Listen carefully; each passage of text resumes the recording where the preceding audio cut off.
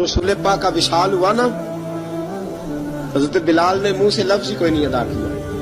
किसी ने अपना दुखड़ा किसी अंदाज में सुना लिया। हजरत उमर ने कहा, जिसने कहा हुजूर विशाल करके गर्दन उड़ा दूंगा। हजरत उस्मान गनी ने कहा, खबरदार कोई मुझे आके ना बताए कि मुस्तफा विशाल कर गए। हजरत अली मुर्तजा रज़ी अल्लाह तआला अन्हु ने फरमाया, ना भाई मेरे मुस्तफा पर तो मौत आती नहीं जिस तरह आप लोगों पे। सब लोगों ने अपने अपने इजहार कर लिए ना, बिलाल ने किसी को दुख बताया ही नहीं। एक कोने में बैठ के ना हजरत बिलाल अकेले आंसू बहाते रहे, किसी को बताया ही नहीं, अकेले रोए। एक शख्स कहने लगा, यार बिलाल बोलता नहीं। कहा, ना बुलाओ इसे। असर की नमाज का वक्त हुआ ना, तो वो बिलाल जो काबे की छत पे बगैर सीढ़ियों के चढ़ गया था, वो बिलाल जो काबे की छत पे बगैर किसी सहारे के चढ़ गया था, उस बिलाल को कहा कि बिलाल चल जरा आजान पढ़, मस्जिद की छत पे चढ़ जा।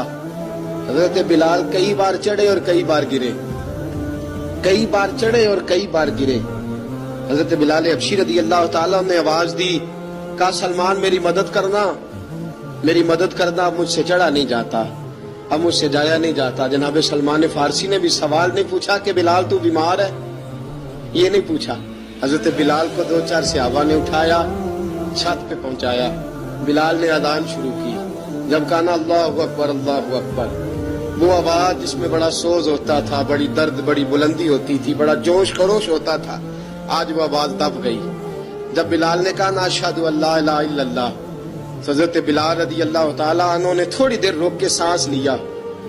जब कहा ना अशहदु अन्ना मुहम्मदर रसूलुल्लाह, जो सारे चुप खड़े थे ना, उनमें से एक बाबा रो पड़ा, जिसका नाम अबू बकर सिद्दीक था। जब हजरत अबू बकर सिद्दीक की आंख में आंसू आया तो हजरत बिलाल छत के ऊपर जमीन पे गिरे, जमीन पे गिरे और कहा, अबू बकर ये ड्यूटी किसी और की लगा दे, ये ड्यूटी किसी और की लगा दे। अब मेरी रूह इजाजत नहीं देती, मुस्तफा करीम के बाद मुझे अजान नहीं पड़ी जाएगी।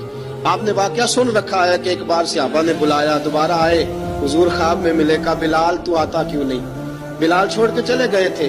फरमाया, अब मेरा यहाँ दिल नहीं लगता। मुल्क के शाम के शहर हलब में चले गए थे, छोड़ दिया था मदीना मुनव्वरा। अब मेरी निगाहों में जचता नहीं कोई, जैसे मेरे महबूब हैं ऐसा नहीं कोई। हुजूर ख्वाब में मिले, आए मदीने। हजरत बिलाल आखिरी बार, लोगों ने कहा अजान पढ़ो। कहा, मुझे वो अजान भूल ही गई है जो मुझे मुस्तफा करीम के जमाने में पढ़ा करता था, मुझसे नहीं पढ़ी जाती। ना मुझे कहो, मैं कैसे पढ़ूं?